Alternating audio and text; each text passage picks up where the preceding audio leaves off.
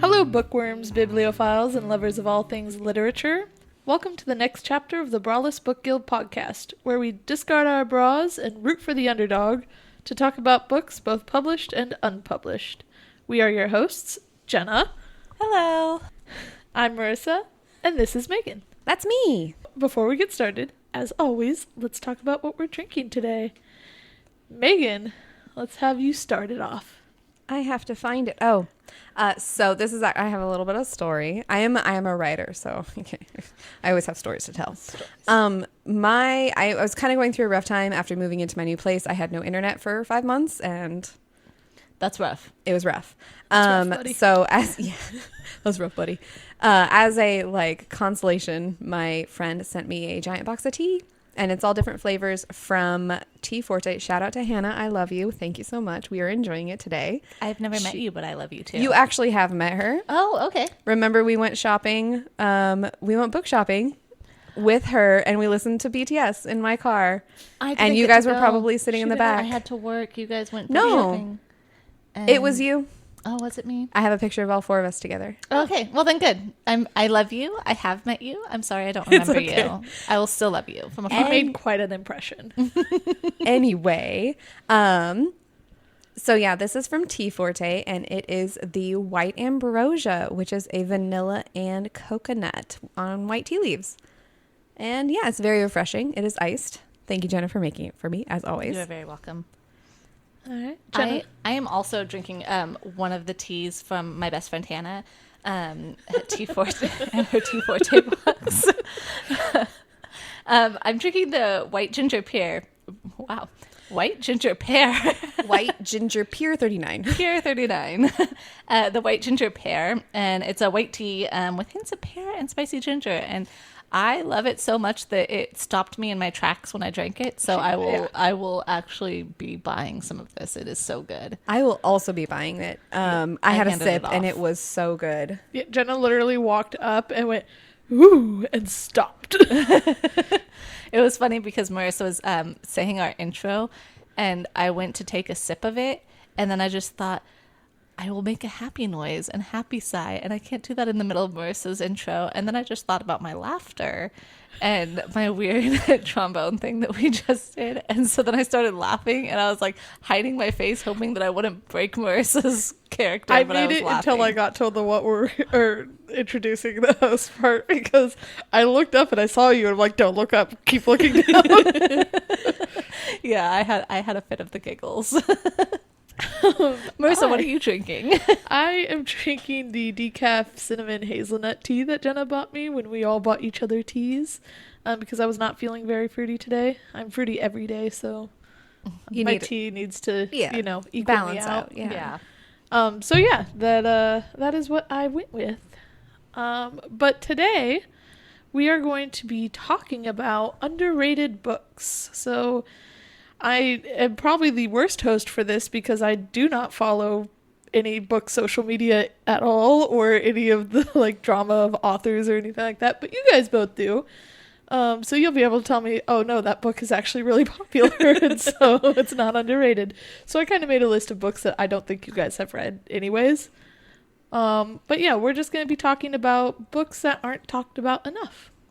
I love this topic, and of course, the minute we decided, hey, we're going to talk about this book or this topic of books, all I could think about were overrated books. I could not think of a single underrated book, and I sat there and I was like, okay, Jenna, and I just sat in front of my bookshelf and I was like, dang, I have a lot of overrated books on my bookshelf. I wish I had actually thought ahead more, because I would have gone to Dad's house where a lot of our books are still being stored, because my dad likes to look like he reads.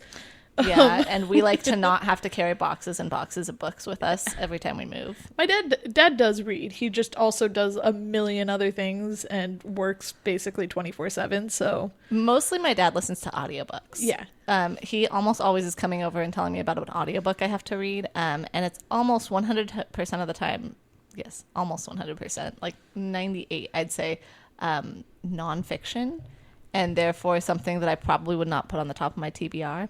but they always do sound interesting when he tells me about them. So he does a good job of selling me on them. I'll always remember he read Atlas Shrugged when he Yes. broke his foot because he couldn't do anything. So he's like, well, I guess I'm going to read a book. But yeah, I wish I'd thought ahead a bit more and actually gone to his house to look at the shelf because I was struggling as well. And it was less about like, are these books popular or not? And more about like, I read a lot of books that I just probably wouldn't recommend to people. I enjoyed them, but I don't think they would be like, oh, these are so underrated. I think it was like, that was a good book. Yeah. But Megan, let's start off with you. Oh, I'm sorry. Let's start off with you. I took your list. You took my list. So what is one of the books on your list for underrated? So I also looked at my bookshelves and I looked at books that I absolutely loved. And this one, the author is not underrated, but I feel like this series is what do they say in the streets these days? Slept on? Oh, yeah. Is that what I they will say? ask my husband. I thought I was up with the slang, apparently. Obviously, I just use the word up with the slang. So I'm very good at it. And I think it's funny because I think I keep up to date on it. And then he tells me that I'm still like, a couple generations behind. So That's okay. I mentioned this almost every episode. I lived abroad and I don't know anything. Yeah. I don't even know how to do my own taxes. Thanks, tax. What is a TurboTax? TurboTax? Yeah, thanks, TurboTax. Okay. Hashtag not a sponsor. could be. Could it though? You know what? Pay me. I don't care. Hey guys, don't forget to do your taxes. Anyway, so this Renegades by Marissa Meyer. So Marissa Meyer is very famous in that Yes. she did the Lunar Chronicles. And I feel like this series is so, like, nobody ever talks about this series, at least in my circle of people on social media. And that includes Renegade, Arch Enemies, and Supernova.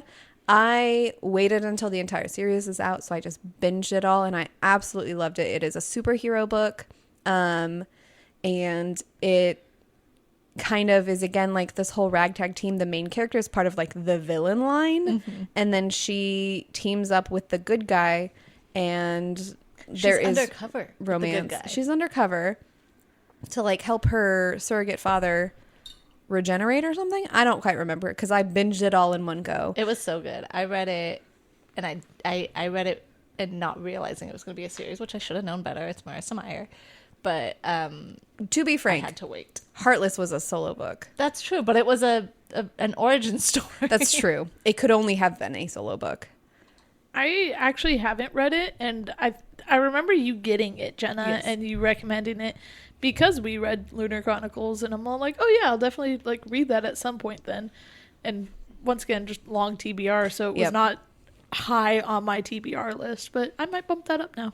Yeah. It was fun. It was a really fun read, I think.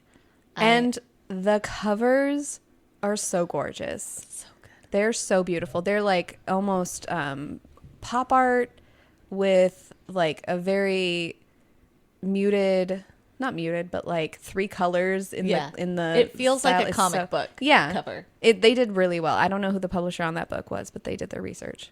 But that is the top of my list. It is not number one that I do think should be talked about more or have like more fan art of. You know, Megan, But- you're very organized. We're literally shooting off our hip here. I have a list. Oh, I'm You shooting off lied my to hip. me. Jenna, are you outing yourself? I am shooting off So my Jenna, hip. what's on your list that you have in front of you? Let me see. Just pull out a list and tell him.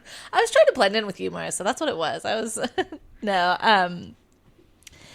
I would not. I don't have any kind of ranking system whatsoever when I was talking about. never. So it's funny. She's like number one, and I'm like, I have no ranking system. It's just here is a generic list of books that I feel like are not talked about nearly enough.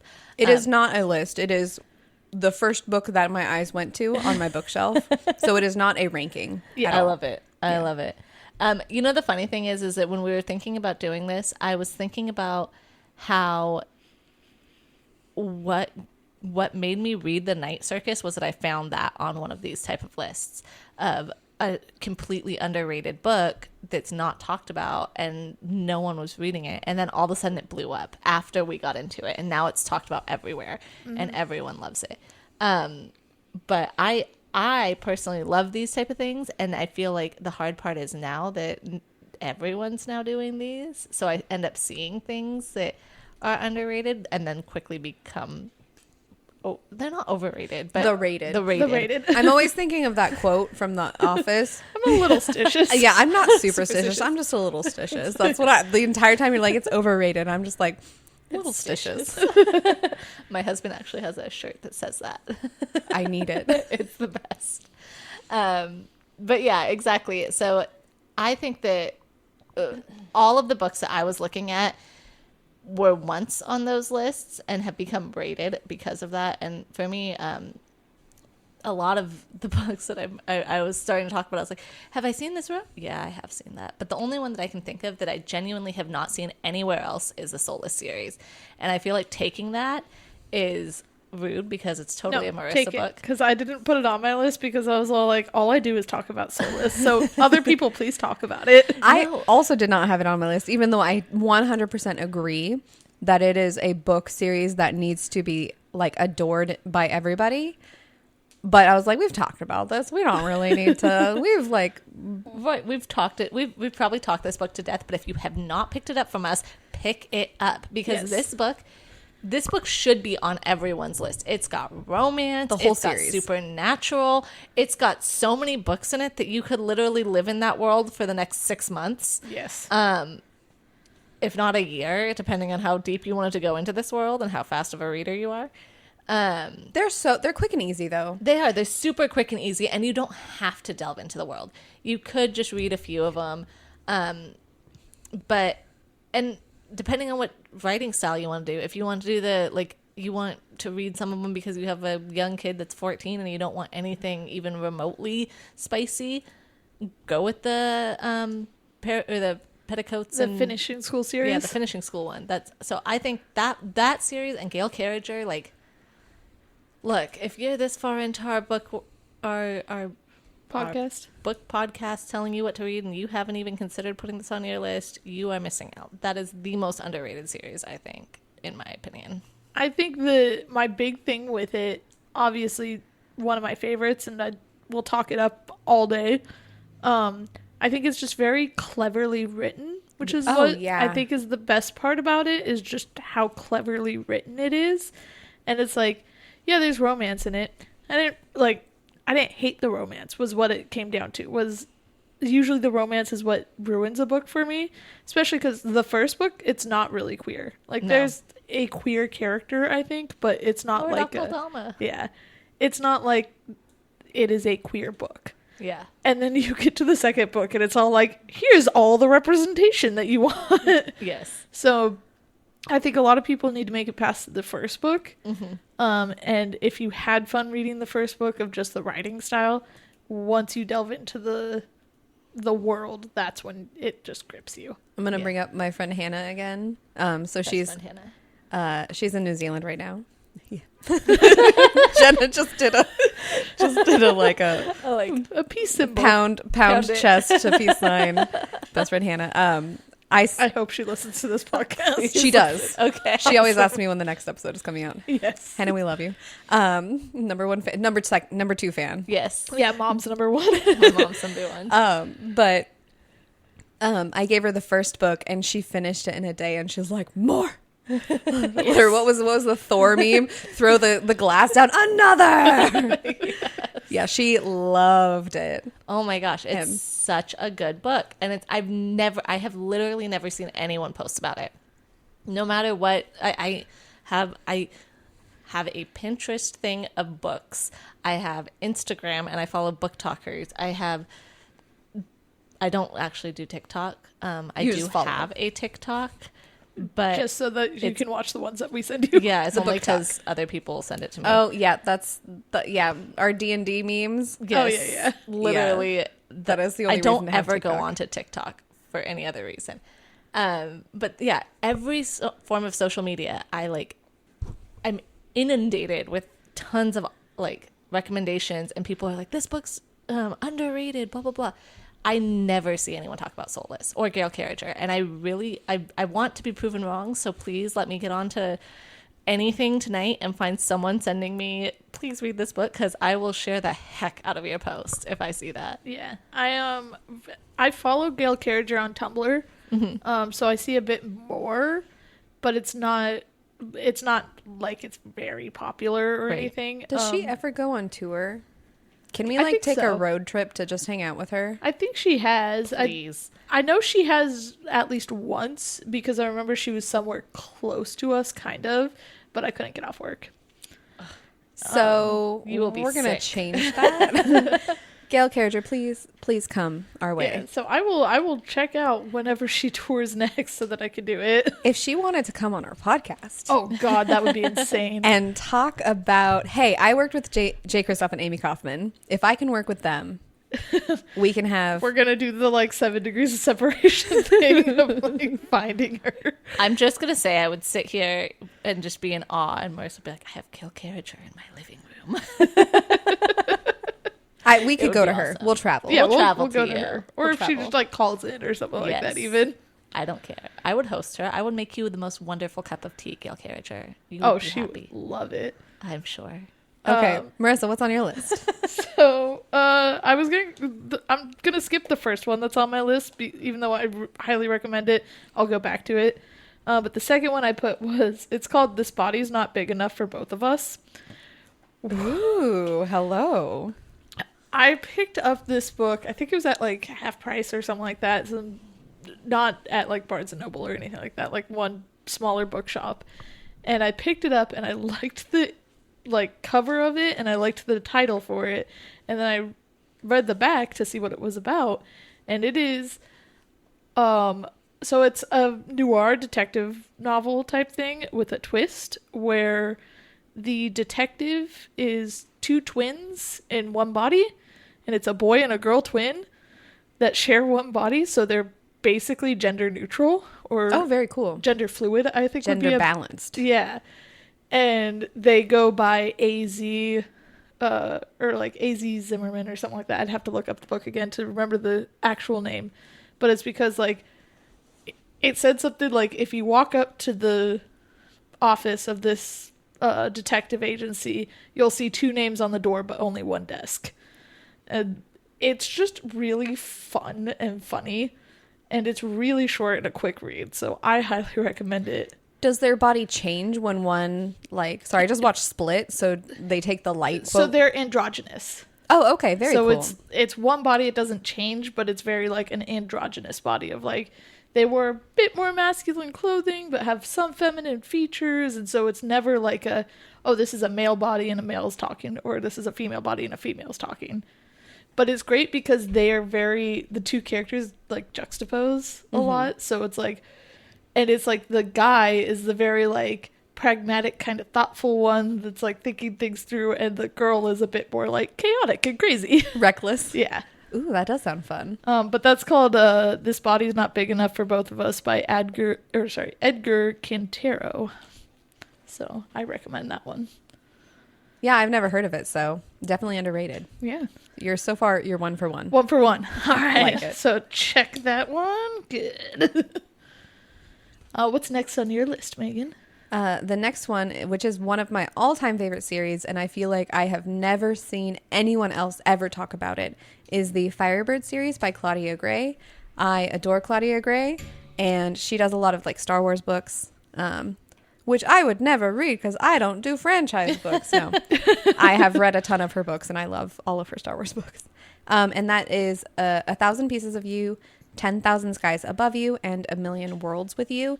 And this is about a young woman whose parents are scientists, and they discover a device, or they create a device that allows you to jump between, what is that called? Multiverse. Yeah. So you can jump between different planes of existence, but you always will end up in that world's version of your body, of yourself.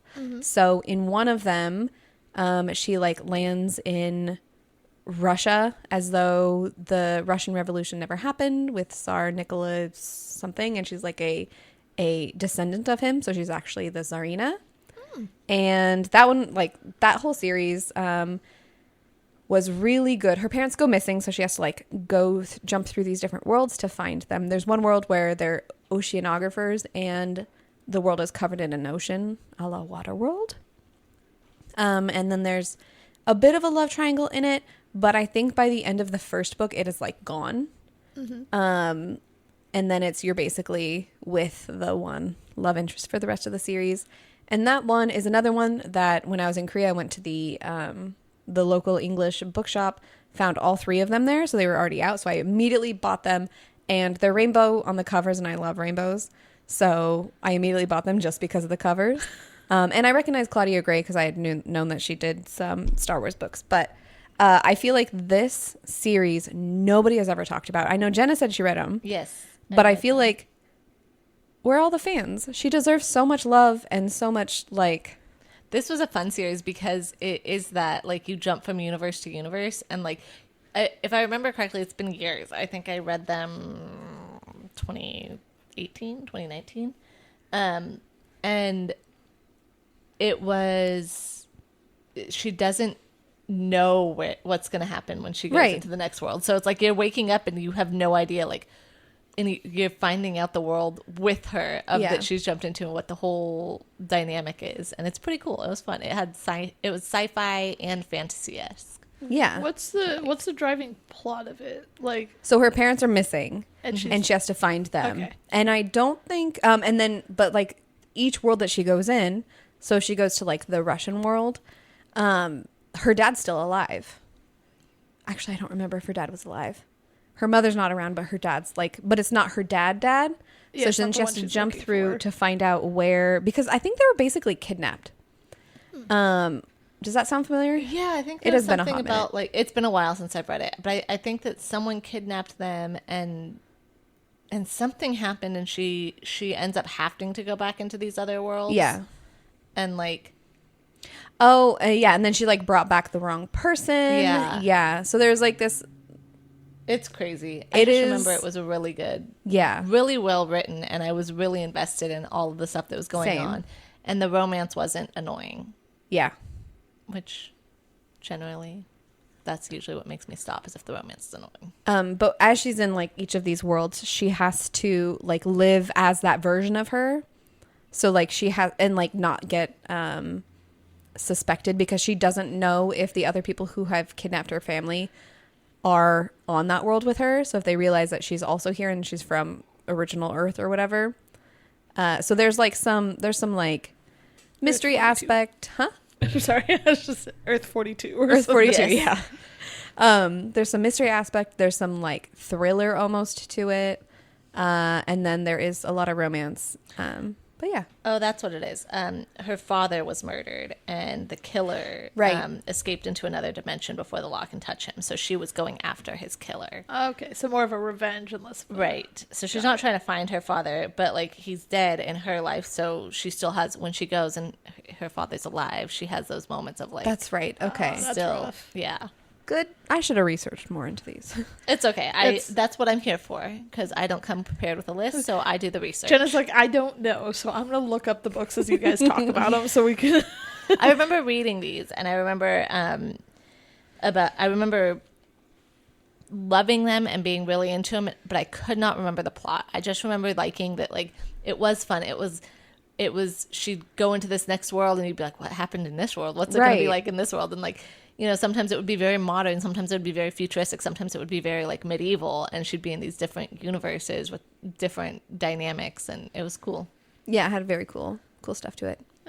Do you have another one, or do you want me to talk about a book, Jenna? Oh, sorry. I got really interested in the book, and I went down my little rabbit hole with that. I'll let you go really quick, because I did get distracted, so I'll do it right after you. No worries.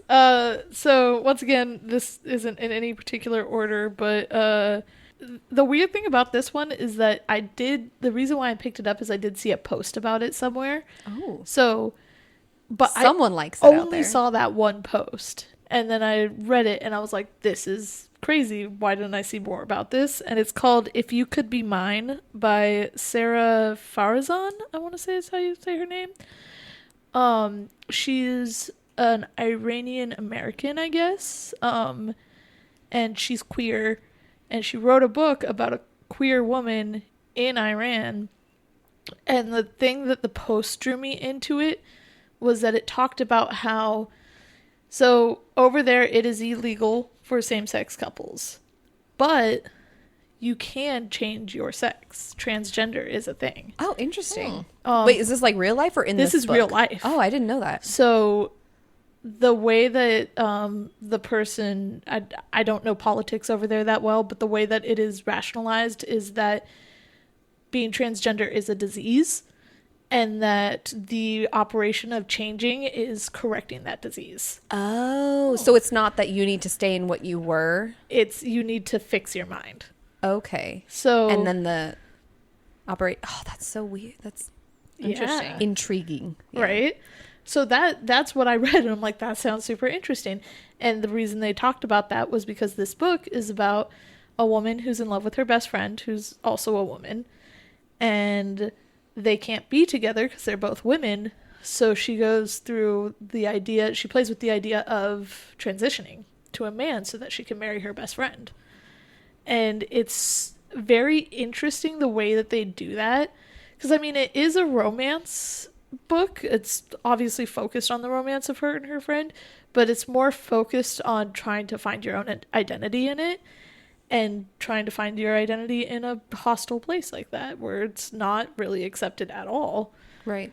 And like the character meets a trans character and talks it through, and kind of just it comes to this like, am I this way, or am I just trying to do this to get around a loophole? Right. Which I think was really interesting to read, and I liked that because I liked reading about a different culture that way. Yeah. And with sexuality involved, that changes like the game of that culture Exactly. to something, yeah, that Without we don't. it being that over the top, like, oh, they can't do it because they're gay. Like, it has a whole different spin on why it's not accepted. Yeah, and I liked the fact that it was a little like they're accepting of some aspects of LGBT. Yeah. So I thought that was interesting. Yeah, that does sound interesting. And it is fiction, you said, right? Yeah, so it is a fiction book. It's a fictional story about these characters and stuff like that, but set in a real life situation. Yeah, that's really cool. And that's called If You Could Be Mine by Sarah Farazan, I think is how you pronounce it. Did you look up your book yet, Jenna? Yes. So it's funny because my brain was not remembering what I wanted to talk about, and it's funny because this is another one of those ones where it's not completely underrated. I do see it on some people's things, but I just feel like it's not talked about as much in the book world. And that was the Uprooted by Naomi Novik. And I can't remember. Did you read that one? No, I just know her. What was her other one that's super popular? The Deadly Education. Yeah, that's the one that I have not read that one yet, but I read both Spinning Silver and Uprooted. And they're fairy tale retellings. Uprooted is Beauty and the Beast, and Spinning Silver is Rapunzel? no, Rumpelstiltskin. Yes, that one. I was like, who's the one that spins things? And so I loved these because in fairy tale retellings, usually the main focus is the romance, and it was not in these. And they were there is romance, but it was not the driving plot. And it was so good. And I remember devouring them, and I actually gave them to our friend Angela, and she really enjoyed them too. And I wish that I had got a Deadly Education when I was still like reading her books, because I wanted to like dig right into all of her books, and I just didn't get into that at that point. And now I'd have to go back and remember like what I liked about them. But I remember being impressed by them because I will read any Beauty and the Beast retelling. That's like my favorite fairy tale ever. So if you find a Beauty and the Beast retelling, even if it's not good, I'll give it a go. And I remember just being really impressed by these ones. And I'm surprised that more people don't talk about it, because I am not the only person that loves Beauty and the Beast retellings. It's pretty popular actually right now. And what was that one? Uprooted by Naomi Novik.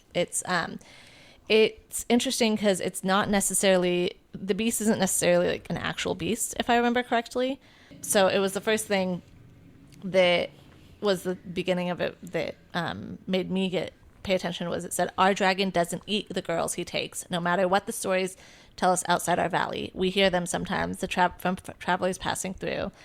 They talk as though we are doing human sacrifice and he were a real dragon. Of course, that's not true. He may be a wizard and an immortal, but he's still a man." And that caught my interest because it had that fairy tale-esque thing, and it wasn't just a dragon, and it was a man as a dragon, which you guys know I'm interested in. I almost wrote a book about that. I will eventually. It will go back. I want that book. It will happen eventually. But yeah, I that line immediately caught my interest. Like, he doesn't actually eat the girls and stuff like that. And it was interesting because it made me want to know more. So I want to know more now. It's a good one. I was almost going to ask you, so what does he do with the girls? But I guess I have to read it. Read the book. Read the book, find out. But yeah, I really liked this book. One of my underrated books for sure. What you got Megan? next, Megan? Okay. I'm going to mention Hannah again. She got me this book for my birthday when she came to visit me in Korea one year in 2017. She basically bought me like 10 books. It was like, happy birthday. Here's a question. Or here's a question. Here's a book. Here's a question. And it's The Last Magician by Lisa Maxwell. And this is a series that I will rave about for years and years and years because it is so stinking good. Did you? got me that one, and I remember I read it, but it was the second book hadn't come out yet, and I never finished the series. I wish I had. So they just finished. I think it finished not last year, but the year before. And there's 4 books in the series, and that was the one that I was just kind of like, I think I talked about this before. I don't remember what episode I did, but I read the first one, loved it, and then read the second one, loved it, and then the third one came out, and I was like, oh, great, it's done. I can finally reread it. And then it was like, oh, there's a 4th one. I was like, okay, never mind. I'm going to wait. Same thing with Ember and the Ashes. I did the same thing with that. But this series is... the books included are The Last Magician, The Devil's Thief, The Serpent's Curse, and The Shattered City. I binged them all finally for the first time last year. It was like I binged them in the course of the first 3 months because I could finally get to them. And I absolutely loved them. It's basically about Esta, who has to go back in time to save or kill the last magician, who is Hart Darrigan, and had to make sure that he doesn't do something to create, I don't remember what it's called, but it's basically this magic wall that separates, I think it's Brooklyn from New York. So like people who have magic cannot cross the wall, they will die. And it's like this magical barrier. And so they're basically like trapped in this one part of America and they can't leave. So she has to basically go back in time and stop that. But then she goes back in time and it's not all it's cracked up to be. And there's secrets involved and she realizes she's been played. So, yeah. It has a heist feel to it, too, I remember. Yes. It had there's that heist lots of feel. heists in this book. The whole series is basically about heists. And yeah, it had a very, very climactic ending. And I was absolutely blown away by it. And I kept thinking as it was finishing, like the very, very last book, as it was finishing, how are they going to get out of this? Like, how is this going to, like, win with them? Same thing with An Ember and the Ashes, where I was just like, I don't know how they're going to get out of this by the end of the third book. Right. I was just like, there's no way that this can be a happy ending. But they solved it and figured things out, and it was a really beautiful ending and satisfying ending, yeah. Nice. So that's one of my favorites. Thanks, Hannah. 3 for 3 for her. Thanks, best friend Hannah. I like that one, and I will be actually rereading and actually finishing this one. Yeah. I have the first 2. I just remember it was the same thing for me. I read the first one, and then I started the second one, and I was like, okay, it's fine. It's going to be a trilogy. And then I think Megan said something like, oh, it's going to be 4. And I was like, all right, before I even get into this, I'm stopping now. Right. You have to wait. Because I know myself well enough that I would have forgotten too much by the time the 4th book came out. There is so much stuff that happens, and I am glad that I went back to the very beginning and just read it all in one go, because there is just so much stuff, and there's so many characters that by the time I think I read book 2, I was like, I don't know who half these characters are, but just binge it all, and you're good. Yeah. Next one on my list is actually the first one that was on my list I said I'd come back to. But it's called If You're Reading This, I'm Already Dead. Ooh. By Andrew Nicole. You always have such intriguing titles. That's because titles pull me in, and then I pick up the book and start reading it, and sometimes it works out, sometimes it doesn't. You have the How to Murder Your Boss. Yeah, And How then you to have Murder this Your one. Employer. And then what was the first one that you said as well? This body's not big enough for both of us. Right. Yeah, the titles draw me in. You have to have a good title on your book. That's true. to get Marissa's attention. So this one is... So as far as I remember, it didn't have any queer representation in it. If it did, it would have been like a small side character somewhere. So I'm surprised how much I liked it. But basically the premise of this book, it starts off with the main character, I think his name was like Otto or something like that, he's pretty sure he's gonna die because he's hanging out in his caravan in the middle of, I believe, like World War I bombing, and he's just having coffee, and he decided, like, well, if these are my last moments, I'm just gonna write my life story. And he writes his life story, which is a very intriguing life story in which he was a circus performer who then decided to do a giant con and convince everybody that he was the king of Albania. And it's just his journey of convincing people that he's this king, and how, like, he fumbles through a lot of it, but it all kind of, like, works out. It's one of those things where, like, he's like, I have this whole plan, and, like, stuff goes wrong, but it still works out, and just he keeps getting more and more people convinced as he goes along that he's this king that's, like, coming to this country to make this announcement or something. And it's just one of those really goofy, wild rides like that. I will say it is a very long book. It is a big, thick book. So if you do decide to read that, be prepared for that. But I really liked it. It was great cast of characters, nice setting that they have, and just, it's one of those... Reading that book reminds me of, like, movies that I'd watch with my dad that were like that. Like The Curious Case of Benjamin Button, because that's what I'm thinking of. Kind of, yeah. Just where it's like a life story kind of thing. But then I just recently watched Ricky Stenicki, where, like, they hire this guy to pretend to be their friend who they made up to get away with stuff. Yeah, I've heard of that. And so it just makes me think of that. Yeah. It's Benjamin Button meets Ricky Stenicki. Yeah, it's one of those just, like, it's a life story, but it's not like a, like, this is a detail of my birth and what I did. It wasn't a boring life story. It's one of those, like, I'm gonna run away from the circus to go be a king. That one sounds really fun. All your books sound fun. I really like all your books sound like goofy and fun. Like, I want to just read them. But maybe it's because I think Soulless every time. I'm like, is this written as well as Soulless? Because they are fun. They sound like fun and interesting. Interesting story about Soulless, because we're talking about how it's underrated. That Right. one actually came as a recommendation too, but it was one of those like Barnes and Noble staff recommendations. Yeah. Okay. Do you remember what they said on that? I wish I took a picture of it or something because I can't remember what they said, but it was kind of goofy, like Gail Carriger's writing, so that's I what love pulled me it. in. Okay, so my next one I know Megan hated. She couldn't get through it. Oh, I know exactly what you're going to talk about. It's called Half Bad. I hated it. Megan couldn't get into it. And I was explaining this to Marissa because we were talking about it a little bit, because I was trying to think of underrated books. And I was like, Marissa, did I have you read this? But it turned out it was my brother, Jake.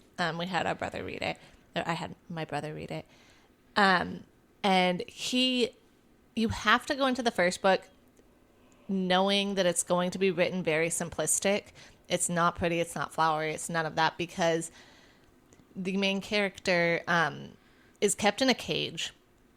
And so he's illiterate, he's not taken care of, he's kind of like spat on and put down and all of that stuff. So he doesn't have the literacy to really write flowery, and it's written from his point of view. The ending of that book still haunts me to this day. It has been years, and the ending of that book still haunts me.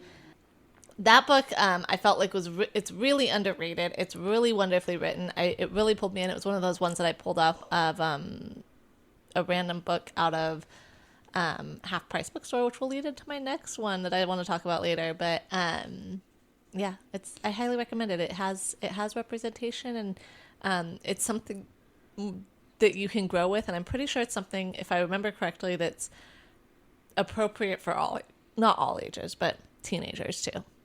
There's nothing wrong with it.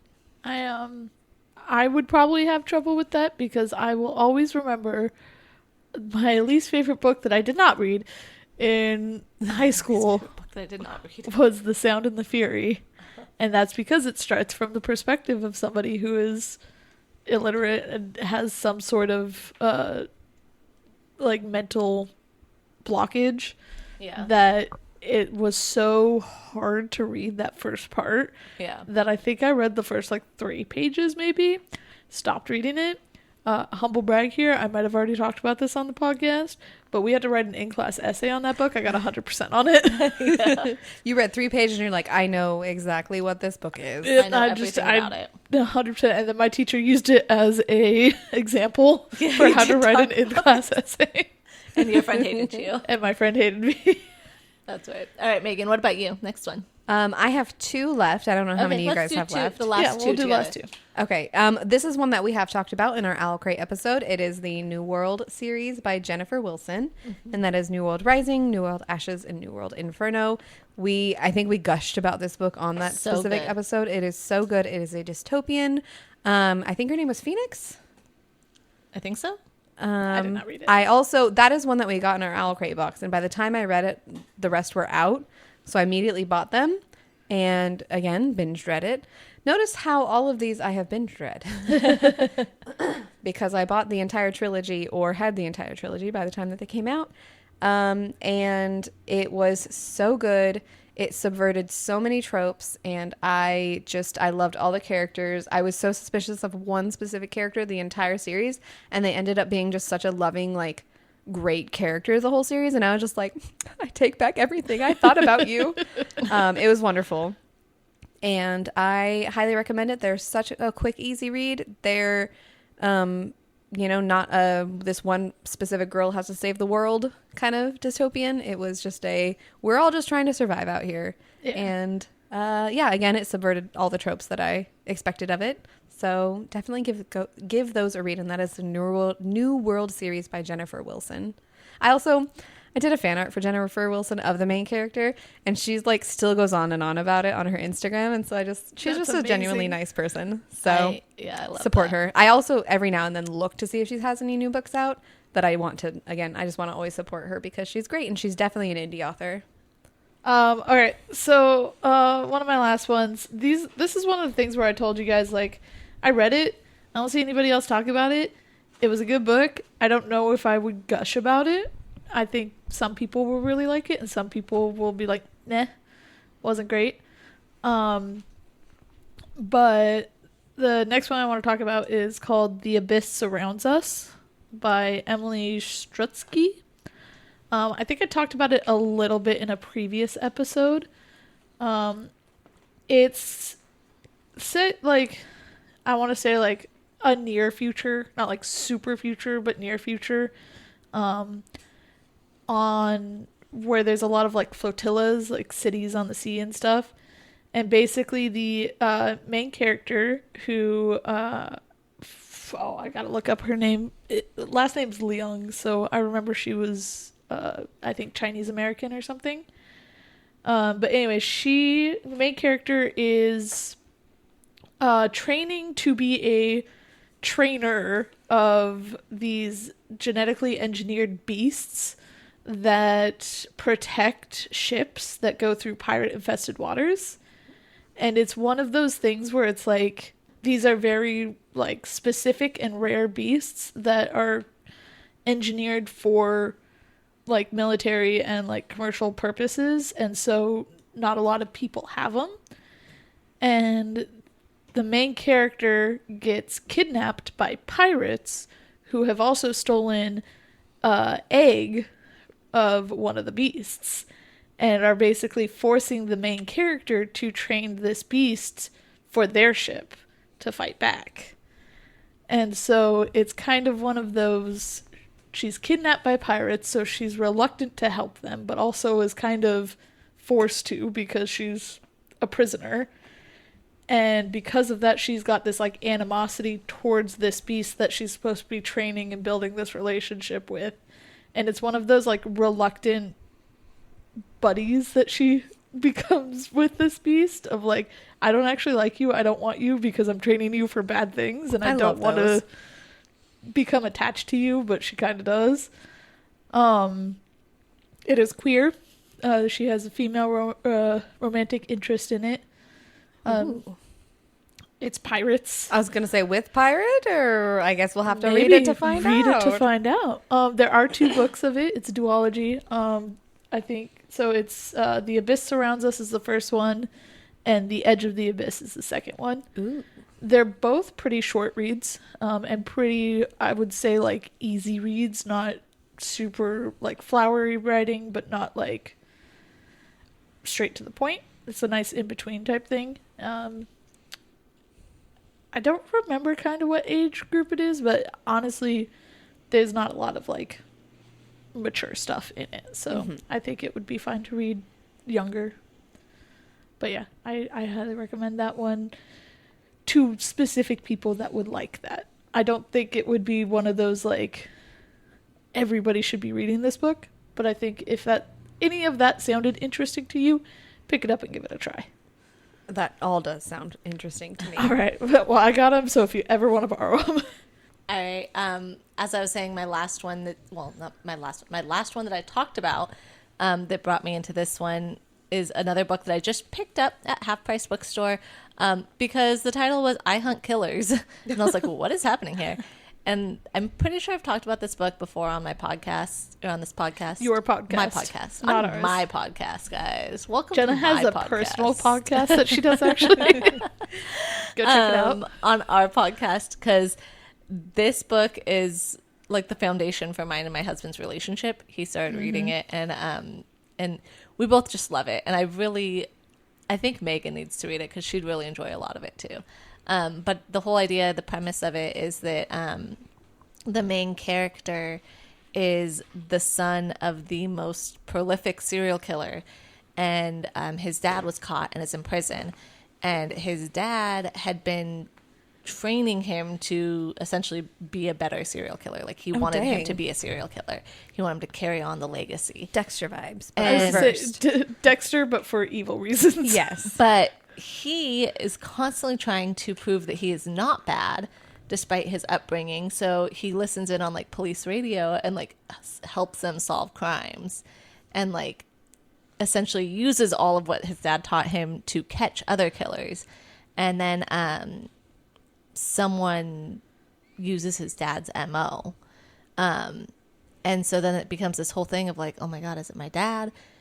And then it's like, no, my dad's still in prison. And what's happening? Why is this person using things that the cops didn't release that were his father's MO? And he's starting to try to like, he gets pulled into that world. And these are the most like interesting and crazy twisted books that I have read that were young adult that had serial killer vibes to them, because I used to read a lot of like murder mystery serial killer, like James Patterson, Catherine Coulter kind of books.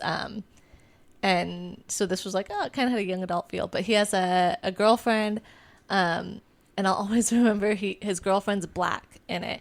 And he's like, there's a point where he like made a joke about like her hair was like in beautiful braids, but he knew well because there is a rule when you are dating a black girl, you must not touch her hair. I like laughed so hard, and my husband's like, no, but that's for real. That's a true thing. That's a true thing. And my husband's half black, so his mom's black, so he always got that and stuff like that, and it made me laugh so hard when he told me that. But his girlfriend in it is like totally cool. She's like super strong feminist, but like they have a cool fun relationship, and his best friend in it is funny and goofy, and I really like those books. They're very underrated. So that's I Hunt Killers by Barry something. I should probably have all this stuff read. Question. Yes. Why is it the basis of your relationship with your husband? Because when 'Cause they both hunt killers. Yeah, because we both hunt killers. Ah. No, so when we first started talking, before we were even really dating. That's why you were so good at the Hunt a Killer box. Right. I read this book, and we actually hunt killers now. Me and him. You That's what we played do. all of 20 minutes of that game If while that. we spent 8 hours trying to solve it. And you're just like, oh, it's this guy. And we are just just like, God dang it, Jenna. Well, we said thank you because we were so done with it. No, I was the FBI. I came in after you guys did all the hard work. There you took go. all the credit. Right. We were all like, look at these are all our clues that we got. And Jenna goes, oh, it's so and so. Exactly. It's I Hunt Killers by Barry Lyga. And there's 3 books in it. It's a trilogy. It's I Hunt Killers, Game, and Blood of My Blood. And I own all 3 of them. If either of you want to read them, they're very good. The reason it's the foundation of mine and my husband's relationship is because when we first started talking, before we even started dating, we both worked in valet. And there's a lot of downtime in valet. And I would read books, which was allowed, and then it wasn't allowed, and then it was allowed again, and then it wasn't allowed again. Yeah, it was about pretty right. much the summer of being in ballet. And I would leave my books there, and my husband is a criminal justice major, so he was interested in stuff like that. So he picked it up, and we literally just bonded over this and Dexter. And that's kind of what got us started talking, and he was reading my books. And then I thought, oh my God, I found a boy that likes to read. And I did, but he also likes to play video games, and reading comes second to that in the gyms, third to that in the gym. So I was going to say. almost never happens. I learned he likes to collect books and not Yes. read them as much. He came up to me and was, because one of the times that we went book shopping all together, Yeah. and he was there, he said, okay, Megan, recommend a Star Wars book.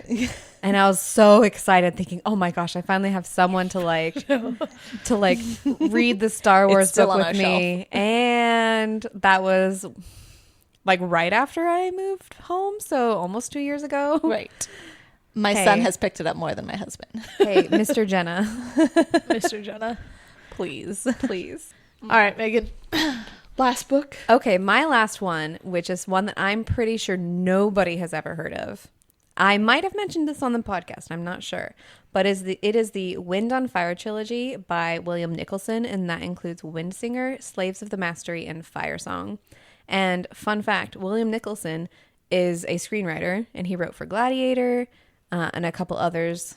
So he's actually pretty well known in the movie industry. But he decided to write a middle grade / young adult series, and my brother and I absolutely loved the series, and he became an auto-buy author for us, and so he has a couple other series that we absolutely love, but this is the one that really got us into them. And it is about these siblings who their town is segregated by color, I think it is, and they are basically demoted to the ground level, which is the muckrakers, and their wind singer was broken, and so they had to go on an adventure to find a way to fix it. And then that's just the first book, and it's one of those books that's kind of similar to Sabriel by Garth Nix, or trying to think of others where they write the first book and then they're oh yeah, I can do more, so then the second and the third book are set slightly later. Yeah. And so the Slaves of the Mastery is set, I think, maybe 5 to 8 years later, where they're more teenagers than 11 or 12-year-olds. And it's very hard to describe because a lot of it happens, but basically their town, their city that they ended up saving in the first one, spoiler alert, but it's a middle grade. Of Yeah. course they do. Yeah. Is ransacked by the Mastery, and they have to go on another adventure, and they're separated. And they're separated in a way that is so fun and unique, where they're basically enemies. So the sister, I don't remember the characters' names at all, but the sister is sent to this princess that is going to marry, I think she's either is part of this Mastery or she is going to marry the heir to the Mastery, and then the brother is sent with the Mastery. So they're enemies, and they go on this adventure with these enemies, and then they come together, and then they have to save the world basically. So, and that's how Fire Song is. The third one is them coming together and saving the world. And it had a really great ending. One that I think I read this when I was 13 or 14, that I did not expect because I didn't read everything back then. And I do not know how things end like I do now. Yeah. But yeah, that is my last one. And that is one that is basically a childhood favorite. I absolutely love it. And I wish more people had heard of it and I could talk to people about. So if you have read that one, that's the Wind on Fire trilogy by William Nicholson. I mean, I like sibling dynamic books, so maybe add it to my list. I will say that my copies of them are mass market trade like paperbacks, so they're very beaten up Oh, because I've fair also enough. had them. But I would not mind if there was ever a point where they came out in hardback. I would love to have them in hardback. Yeah. All right. My last one, like the one I talked about before, is kind of I don't know if it's everybody's cup of tea, but I liked it well enough. I don't think it was out of the park, but I think it was a good book. It is called, I put my notebook down, like I know You what it picked is. it up, Put it opened your down. notebook, and I was like, okay, she forgot the name, but she picked it up again. Okay, and she set it down. So the thing is, I remember the name of the book. I couldn't remember the name of the author. Ah. So that was There you go. so. It's called Queen of Coin and Whispers. Ooh. By Helen Cochran. Basically, it's about this girl who her uncle dies and she's next in line to take the throne. Very first thing that happens, uncle dies, she takes the throne, basically. But her uncle left the kingdom like in debt and struggling, and so she's trying to like pull it out of that and learning like the political part of ruling and trying to like make her kingdom more prosperous and less in debt to this neighboring kingdom that's with them. So there's a lot of like that type of world building in it. And then at the same time, there's another woman who basically becomes her like personal like spy master type thing. Ooh.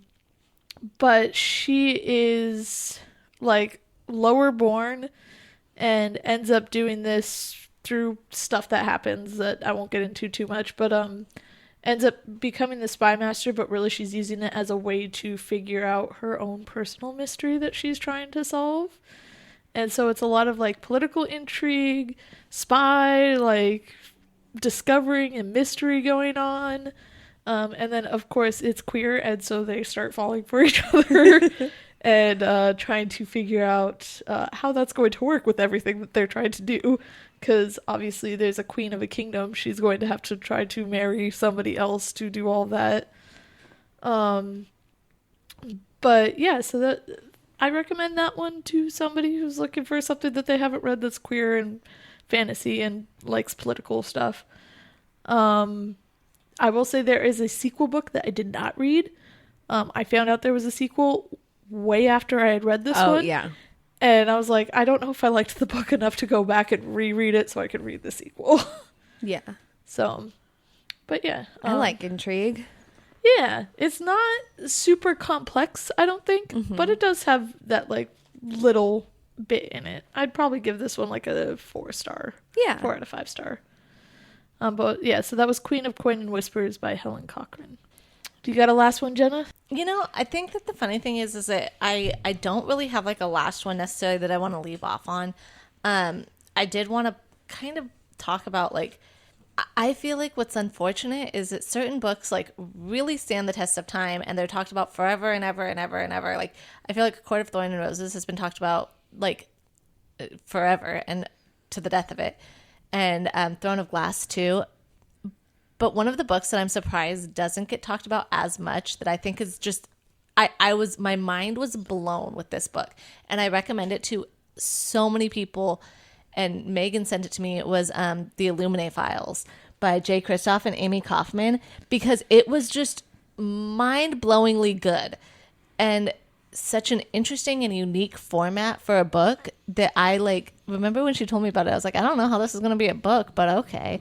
But I devoured that book, and I think everyone who hasn't read it should 1000% give that a go, because it is such a fun and interesting and unique read.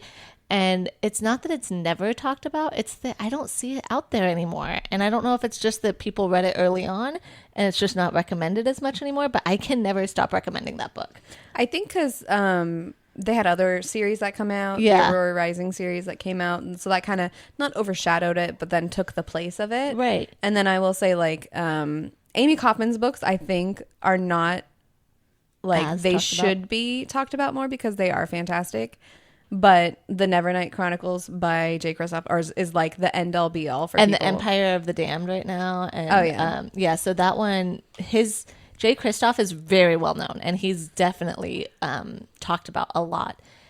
But I think that his and Amy Kaufman's work together, and Amy Kaufman's work with Megan Spooner, and even her solo stuff and now. I haven't read her solo stuff, but I really It's so want to. good. It's on my list because I freaking love her as an author. But anytime I would see something with her on it, like after Megan sent me the Illuminae files, I just like went on a binge reading, like have to read all of these books. Yep. And I'm just surprised that she's not as talked about because they're fun, they're quirky, they're definitely young adult, but like not to the point where you're like, oh my God, shut up.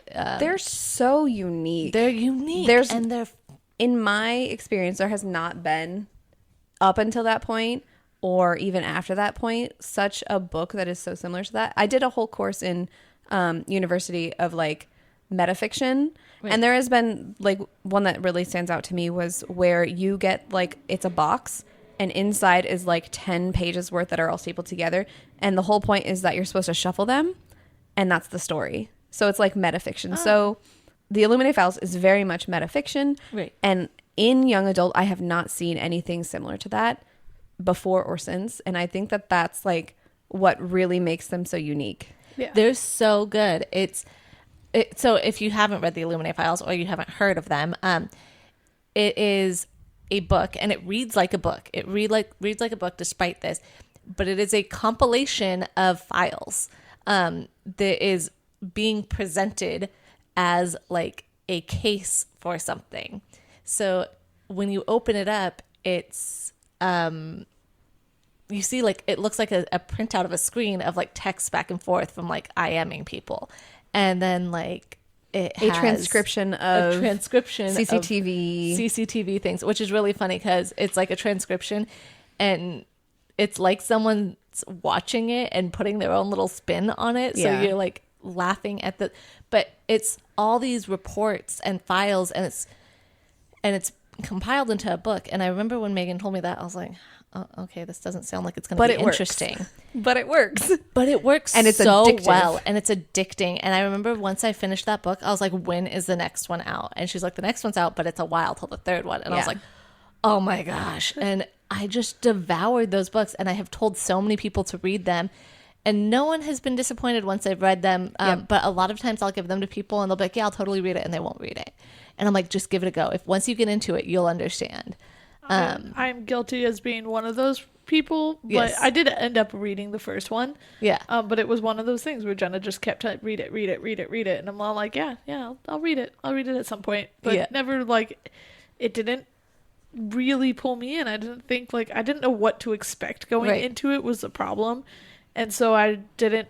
Even though she highly recommended it, I didn't have any expectations going into it, so I didn't want to go into it because I didn't know what kind of headspace I had to be in for that book. Yeah. And then I ended up reading it. I only read the first one. I haven't read the other two, but I remember really liking it. Right.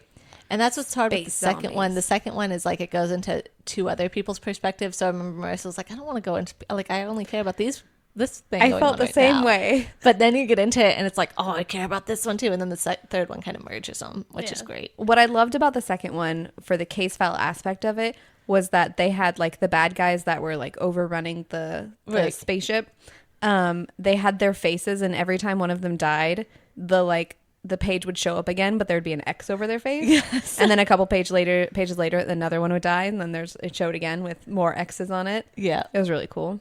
Yeah, it was pretty. They were so fun. I actually want to reread them because they were such a fun read. But the funny thing too is, as I was thinking about like underrated books, I kept remembering books from like that I read like back in high school or just out of high school. I'm like, oh, I want to talk about this. And I was like, Jenna, you haven't read that in 20 years. Yeah. I don't want to recommend something that might be really bad now. That's kind of how. I mean, my last one, Queen of Court and Murderers. It's like it was. I read it like probably about 10 years ago. Yeah. So it's like it's been a long time. I remember liking it. Take my recommendation with a grain of salt because I don't remember that much about it. There's a book that it literally was on the bottom of my list, and I was like, do I talk about it or do I talk about Jay Kristoff and Amy Kaufman? And because I was like, on the one hand, Jay Kristoff and Amy Kaufman are not unknown authors. Like They're very well they're known, very yeah. well known. But it's underrated books. But it's underrated books. But then there's this book. I've literally never heard anyone talk about it. It's called The Smoke Thief. I read it in 2006 in high school. I just aged myself. But We don't know when in high school that was, In though. high Well, we school. do, but I remember loving it. I remember being devoured by it. I remember it had to do with dragons and wait, you were shapeshifter. devoured by the book? Yes, I was devoured by the book. The It book's was about Whoa. me. That sounds, yeah. I am now the book. But I remember it was about dragons and shapeshifters and a thief. And the thief was a woman and she could like shapeshift into a dragon or something. And I just remember loving this book, but I'm so afraid of recommending it. And that has been so long ago that it could be really horrible. I do. So now I want to reread it and see if I should recommend it to you guys. I do want us to do like a reread of some of our childhood favorites. And so like if I were to do Daughters of the Moon, I could finish like the book in 2 hours because Yeah. they're really short. But I don't think I would do Daughters of the Moon. I don't know what I would do, but I would love to do an episode for the very far future because Yeah. we have so many books already on our list. Yes.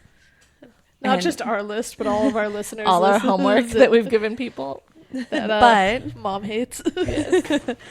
But I think it would be fun to do that and then talk about it, whether it stood up against the time or because I know that Gossip Girl, Yeah. one of my old coworkers was talking about rereading Gossip Girl, and they had updated all of the slang and like the pop culture references. Oh no. And so she was reading it and she was just like, I don't understand. This came out when I was in like middle school. I don't understand why it's so. How are they talking about stuff that is like recent? But I guess they reprinted them Oh god. to keep up with the thing. times. But I would love to see if the books that I loved, like the one I just recommended from when I was 12 or 13 or 14, if that still stands up. Yeah. But that'll be for future yeah. Jenna, If someone Megan, has Marissa. read these books, let's see, it was The Smoke Thief for me. Marissa, what was yours? The Oh. Coin, The Queen of Coin and Whispers. Queen of Whispers, And and the Megan. Wind on Fire trilogy. Yeah, Mine's not if you that guys have long read those, if you've read those Read-a-dee-dos. recently, let us know if those are actually good books or if we just have childhood rose-colored glasses. Nostalgia. Yeah. All right. So I think it's time to wrap this up. Before we get to the end of all of this, though, I want to give a heads up for next week's episode.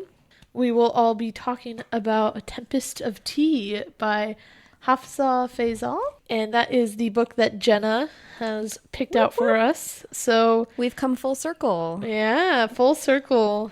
And then it'll be Megan next again. But yes, so you've heard us talk about it before. If you guys haven't started reading it, I would start reading it pretty soon. Or if you don't care about spoilers and you just want to listen to our podcast episode, go ahead, get ready for next week. But we're going to sign off like we do with what book are we reading right now, guys? Jenna? All right, guys. So I'm reading. I just finished The Jasmine Throne, which is part of our year-end Sisterhood of the Traveling Books episode that we'll be doing at the year-end with our friend Angela again. It was Marissa's choice. So I just finished Jasmine Throne and just started The Oleander Sword. It is as good as Marissa said because I obviously couldn't wait to jump into the second one, and I am going to be just as disappointed waiting for the third one. It's supposed to be November. Okay. That's the Tasha estimated date. Suri, I'm holding you to that. I will find you. No, I'm just kidding. Megan, All what right, about Megan, you? what are you reading right now? I'm reading Cage of Dreams by Rebecca Schaefer. Also a book that I think should be loved a lot more, but since it was a Fairy Loot book, it's probably pretty popular. But it is the second one of the City of Nightmares. And it is about like nightmares and people turning into nightmares, and basically a girl who has a phobia of fear, basically. Dang. Yeah, it is. The only thing to fear is fear itself. But yeah, it's very good. I'm very excited to hop into the second book. I just started it today and I'm only an hour in. But I love it. So I have to go back really quick before we go into Marissa's book. I have to say The Jasmine Throne is one of those books too. It's one of the books that I kept seeing, but I never heard anything about it. I never saw it recommended. I never saw if it was something that should be like I should read it. No, it was something I saw in Barnes and Noble. I'd see at bookshops. I'm like, that looks so good. I want to read it. That looks so good. Possibly because it's Jasmine's and I love Jasmine's. But I really wanted to read it. I knew that it was queer, but then I literally never saw anything about it. And it is so good, guys. It is so underrated. It is so good.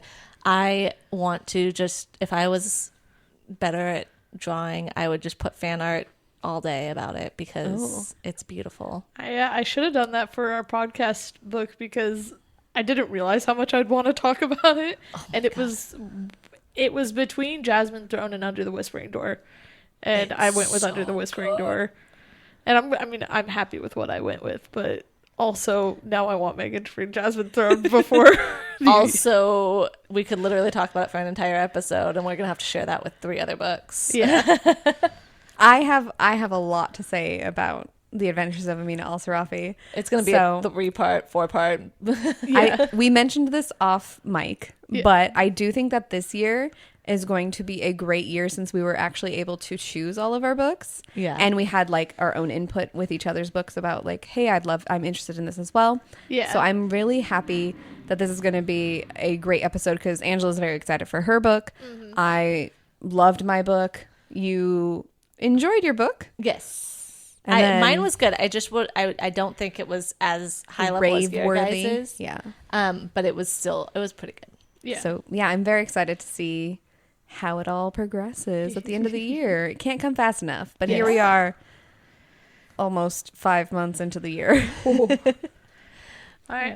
And then for me, the book I'm reading right now is the book that Angela picked for our end of the year thing, and that is Eon Dragon Eye Reborn by Alison Goodman.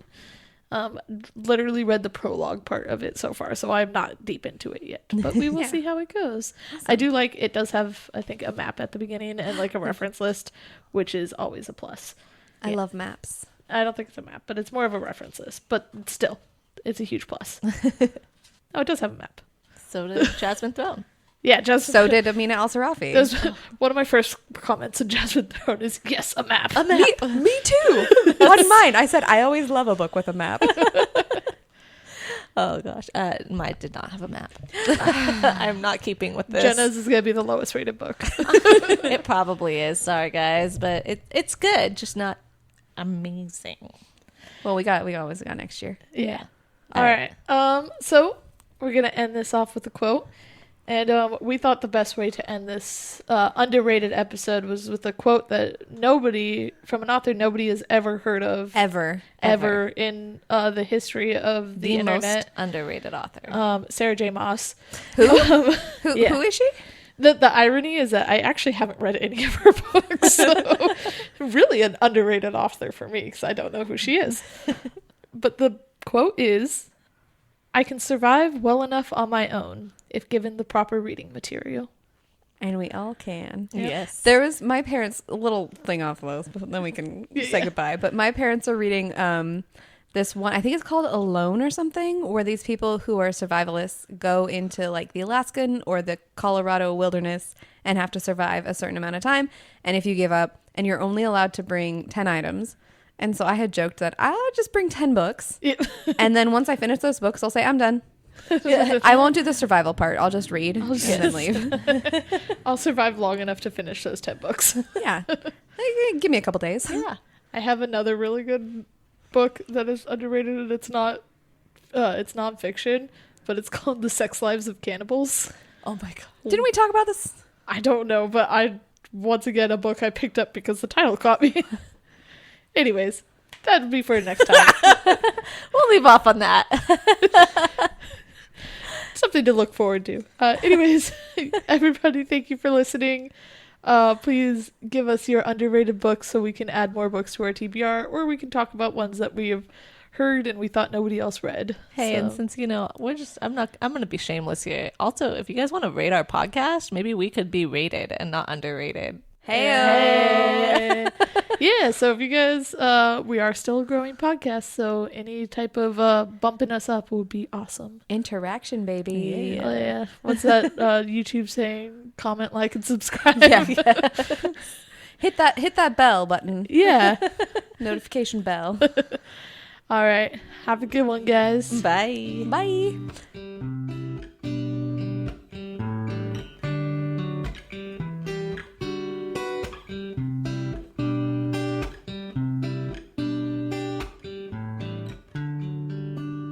I'll pretend I'm playing the trombone every time I laugh. Is that recorded? I'm so glad I'm editing this episode. I want you to just, after the end of the music, just put that in there. Those who stick around will get something fun at the end.